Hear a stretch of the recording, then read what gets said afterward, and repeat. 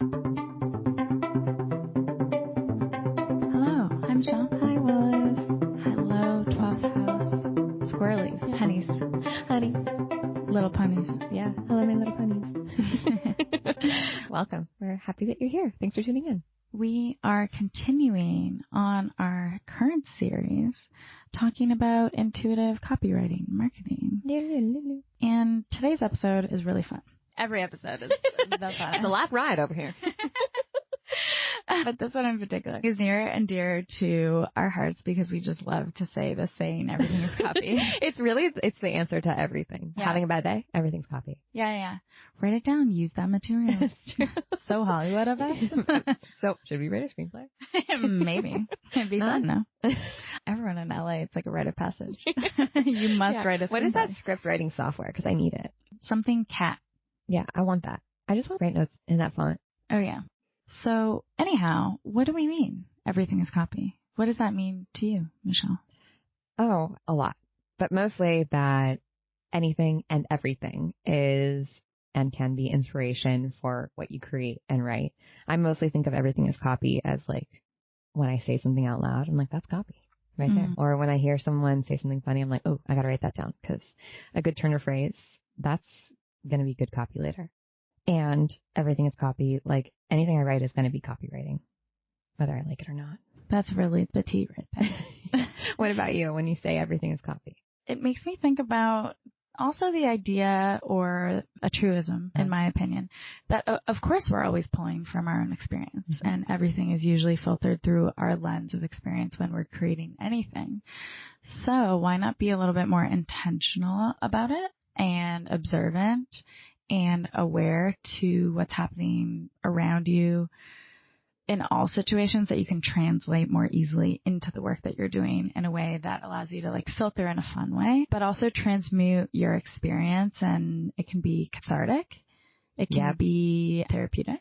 Yeah, it's like that idea.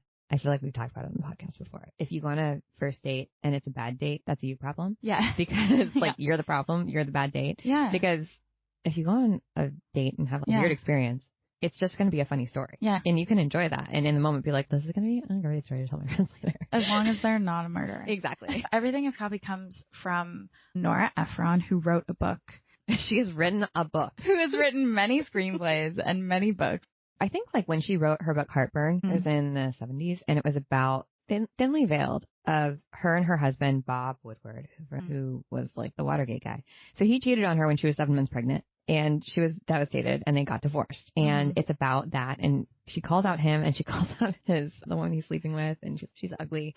And like, we're used to that now because we live in the most insane culture. But in a polite society, people didn't used to like air their dirty laundry. It wasn't like hashtag authenticity. That wasn't the vibe. And she really was like one of the first people to write personal essays, like humorous personal essays in this way.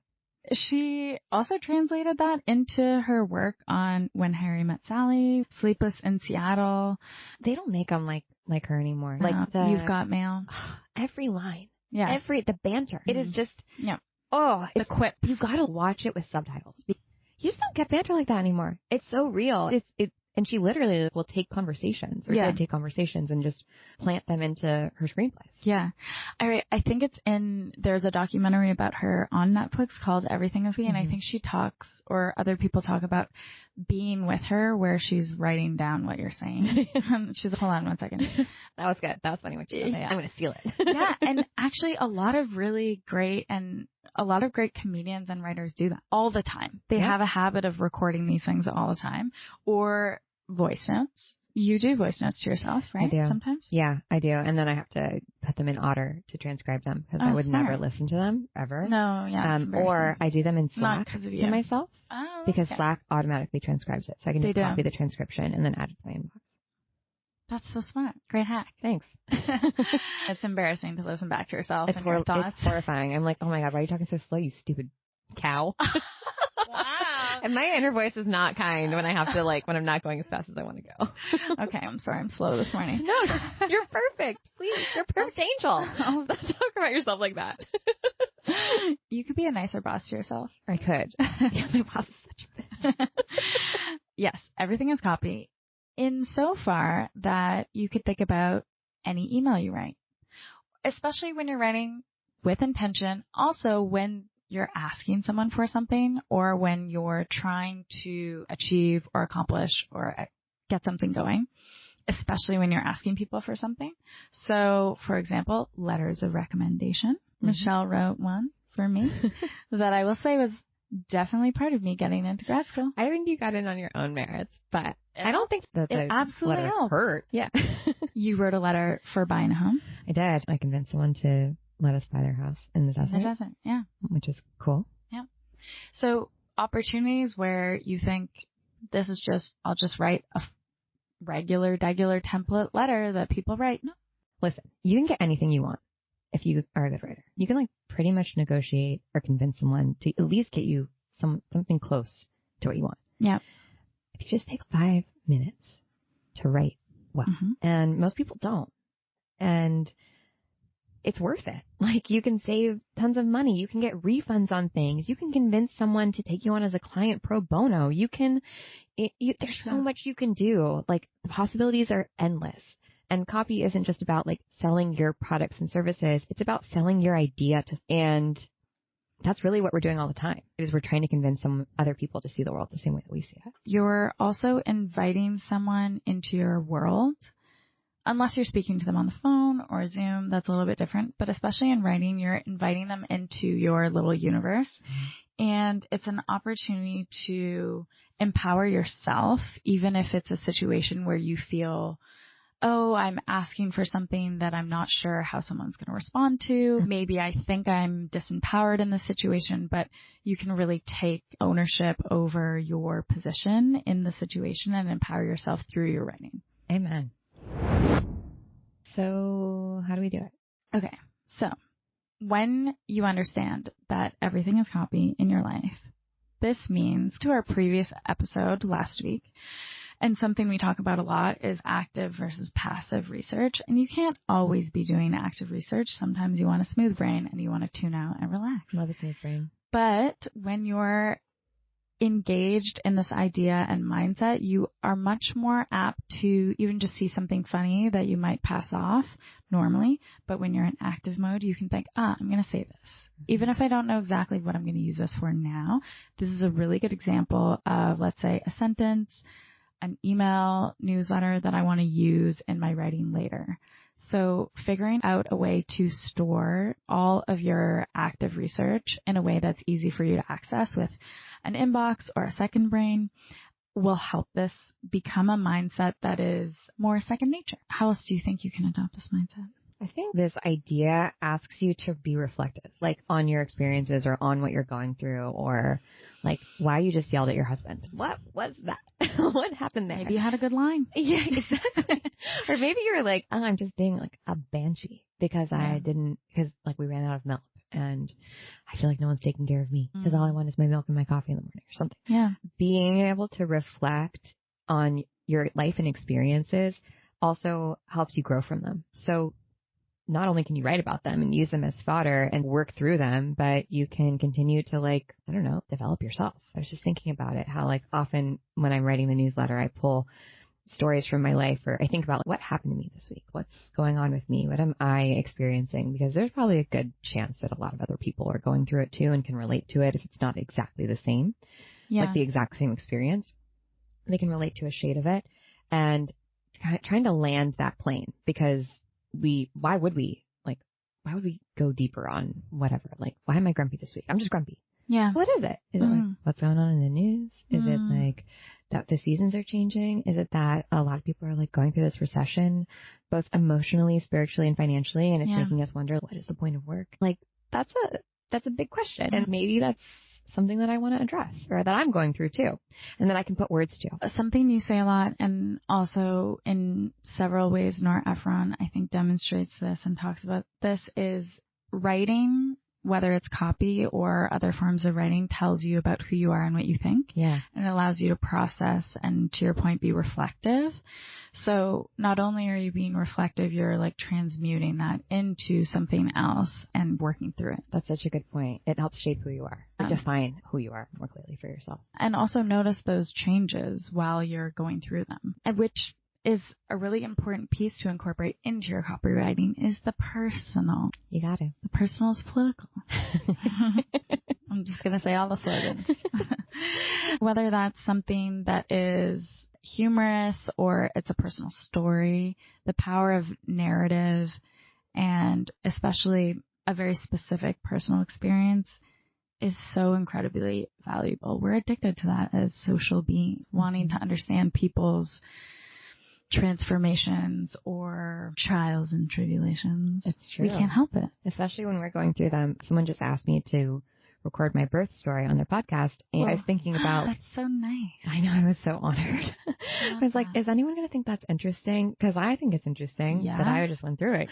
And then that got me thinking more about, I listened to so many birth stories before I gave birth. It wasn't interesting before I got pregnant, but definitely after. And now I also love hearing other people's birth stories because it's like a shared experience, right? Yeah.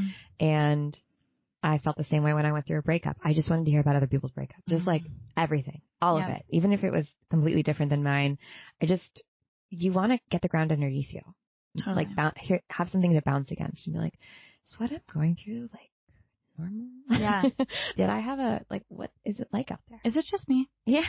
I think it's so human for us to go into that. Nobody else has ever gone through that. Yeah, and this is why we love archetypes, because archetypes are like, you're not special. Yeah, exactly. I mean, you are, but so many people, millions, billions of people have gone through this experience. Every person who's been alive has had the experience of losing their parents in some way, right? Yeah. And that also is catastrophic when you experience it and can be completely life-changing.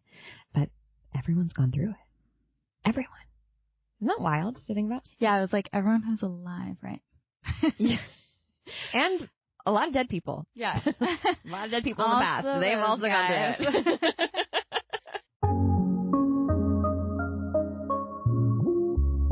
Today's podcast episode is sponsored by Oura Ring.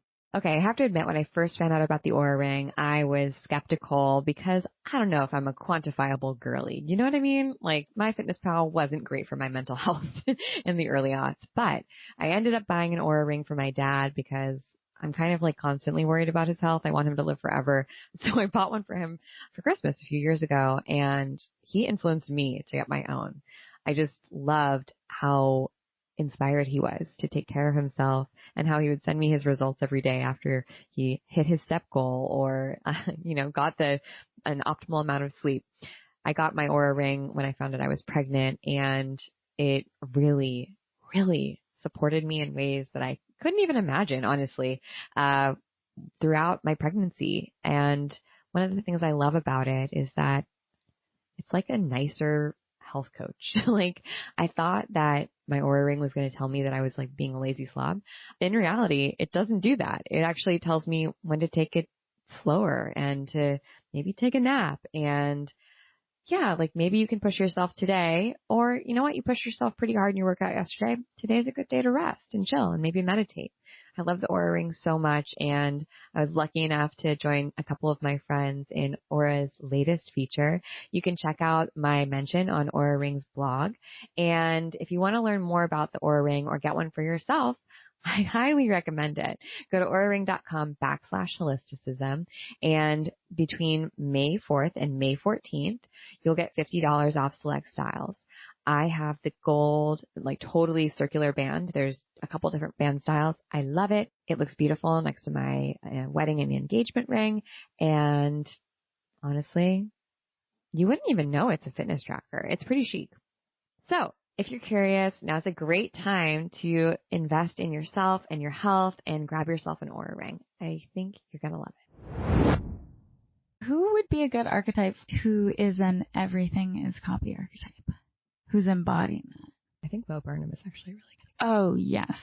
Because people who use everything as copy are both in the world and removed from it in a way, because they're able to see it, pull themselves out of it for a second, and it's almost like your soul leaves your body and you're like, what's happening here? Yes. And like capture the essence, being in the moment and like of the moment. I think comedians are really good at that in general, but Bo Burnham is I just think he's a genius.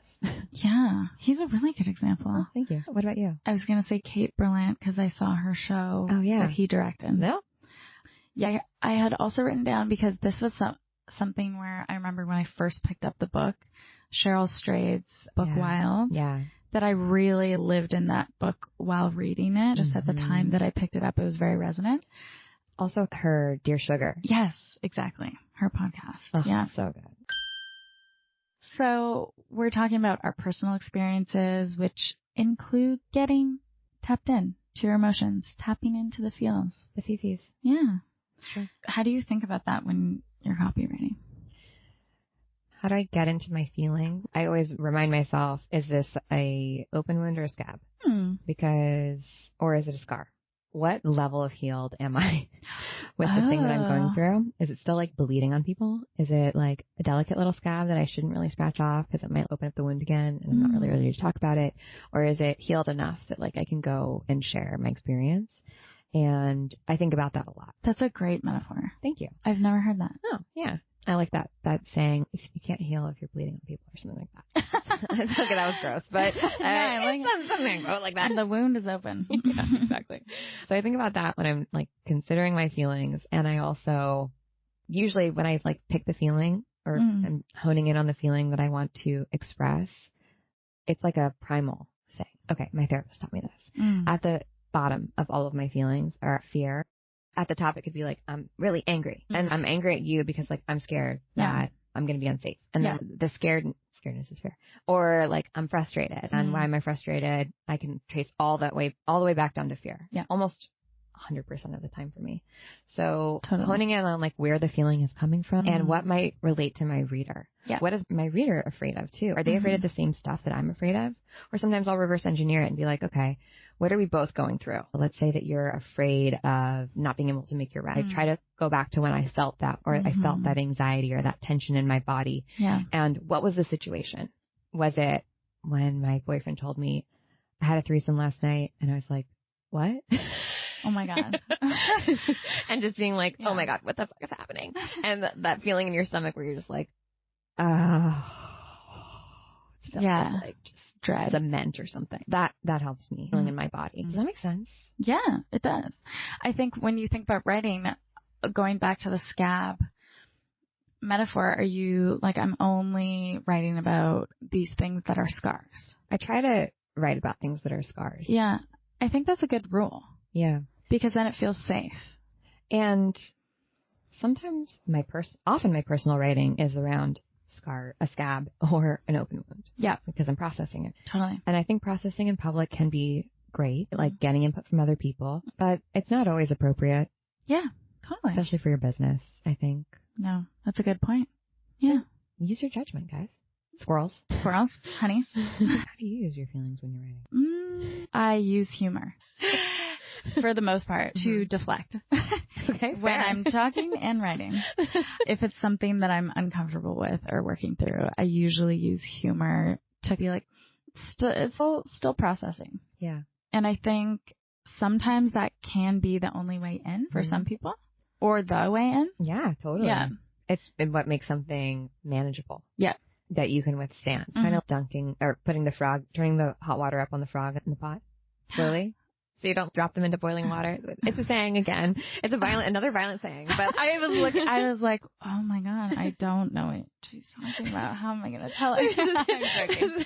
No, I know it's, I know. You're like a frog cooking in the pot. And you don't realize the water's getting hotter and hotter until you're boiling alive. Gross. But kind of the same thing with humor. You're edging people in, like dipping a toe into a concept that like otherwise would be like totally just intolerable to just dive headfirst into, and you're like slowly making the water a little bit warmer. Exactly. It feels like opening a window or like a back door. Yes.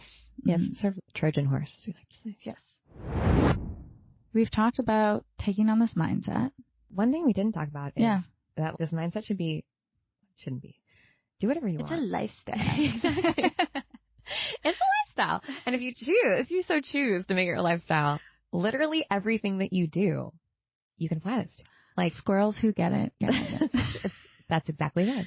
Like you writing an email to your accountant, that is an opportunity to write copy. Like writing to your landlord, opportunity to write copy. Quitting. True, actually. Have a classy exit. Seriously. Yeah. I have an example. I last year did a surprise birthday for Josh, better known as George. I had this crazy idea. I don't know why, because I really like surprises, I guess, to a degree. And you really like George. Yes, that's also true. I was like, I'm just going to ask his friends and just see if anyone wants to meet us in Mexico City. Yeah. Because I also know his friends are people who do that. My friends would be like, fuck you, no. Rich people. Yes, but also people who prioritize travel above everything else. Right. It's definitely lifestyle. This is a lifestyle podcast. All this to say, I didn't know a lot of these people. I'd met them maybe once. Some of them I hadn't met. And I wrote a series of emails to be like, hey, I don't really know you. You don't really know me, but Josh, and he's a good time. We're going to go to Mexico City for his birthday. If you want to meet us, it would be fun. And I wrote it in a way where there was no pressure. I let everyone know the details, but I tried to have fun with it because I was like, I actually don't know any of these people really. Yeah. And I had so many people say, hey, first of all, a lot of people came, which was very fun. And I had so many people be like, hey, great email. I'm sorry I can't make it, but I really enjoyed reading these. That's the highest compliment. Yeah, I was like, that's all I needed. Seriously. Yeah. That's amazing. It was fun. You're reminding me that we got married. I wrote like a huge long email to everyone who was coming to the wedding about here's what to do. Because I have ADHD and like, I don't remember details and stuff. So the week before wedding, I'm like, where are we going? Yeah. What's going on? What's the schedule? When are you even getting married? Is it Saturday? Is it Sunday? I don't know. So I wrote the super long email with all the details and it was so fun. I got lots of compliments. I got lots of thank yous. So helpful. Yeah, because I made it fun. I approached it like a copy and it was great. Everyone had a good time. So fun. Let alone the email. But the reason I even wrote mine in that way was because that's something I've definitely learned from you over the years and seen it in action. So squirrels, if you're listening out there, you too can get what you want with copy. And let me just tell you, it's not my first instinct to write something from a copywriting perspective when it's an email or a request or like I'm talking to, I don't know, a consultant who's working for us. My first instinct is to just be like, yeah, that looks good. Thanks. Yeah. Okay, bye. Or I need this. Thanks. Yeah. But that's, if I just stop and I'm like, okay, let me go 2 minutes to just make this better, to make it more fun, to make it more flirty, to just enjoy myself, what would happen? And it always turns out better. 5 minutes. That's it. That's all you need. We were talking about this. We have a few similar relatable situations where your life could be different if you took 5 minutes. It's actually crazy. The opportunity. I feel like there needs to be a book about this. Just what are the 5-minute things that will literally change your life if you do Sold at Urban Outfitters in the checkout line. Yeah, exactly. Yeah, like cleaning your kitchen. At the end of the night, taking especially 5 minutes to clean your kitchen. Or to like just do the dishes that are in the sink. Because I hate doing dishes so much. Yeah. A meditation. 5-minute meditation. 2-minute meditation even. Gosh, that'll change things. A walk. A nice walk. Yeah. You could walk to the end of the block and back. You could. And don't bring your phone. Nope. Don't do it. Don't do it. Bring a regular old clock. Be a squirrel. Yeah. Slow down to speed up. You mentioned this and I was like, you know what? Could not be more true with copywriting. Absolutely. And a fun thing that you can try, which we also talked about in last week's episode, is 5 minutes of copywriting. It's surprising how much you can do in 5 minutes especially when you put a timer on. We do this in a lot of our classes and workshops when we do meme writing. And people are always like, no, why'd you do that? But then. And we don't even do it for 5 minutes. We do it for 3 minutes. Yeah. And it goes by really fast. And it's fun. You actually get a lot of copy out of it. Yeah. I think the main takeaway is like, you just got to do it. It's a lifestyle. It's a lifestyle. It's almost like putting on glasses or embodying an archetype of everything is copy and everything is an opportunity to practice copy. That's it. That's a post. Yep. But we have really something special for you. Boy, oh boy, do we have something special for you. Yes, we have a little marketing bundle. So the North Node is our private members community for intuitive entrepreneurs and creators, and it opens twice a year pretty much, and it's super special. We teach North Node only courses that are only available to people in the North Node, and we're taking some out of the vault of some of our copywriting and marketing courses that are only available to North Noders, and we are making them available for the next 3 weeks. So if you want this bundle of basically how to get started with marketing, from copywriting to content to everything that you need, you can grab it. And the link is below. And we are also opening the North Node in June, so look out for that. We will send a link to the waitlist if you're curious about finding more. Yep. And we are continuing this series for a few more episodes, so stay tuned. We have some more thoughts on copy. Let us know what you think by replying on Spotify, and give us 5 stars. Please. Thank you. Have a wonderful rest of your day Everything or evening. Yes. And we'll see you next week. Bye. Bye. The 12th House is produced by yours truly, Wallis Blanchard. Our theme music is made by Nathan McKay, and our wonderful editing is done by Softer Sound Studios, who you can find more information about in our show notes.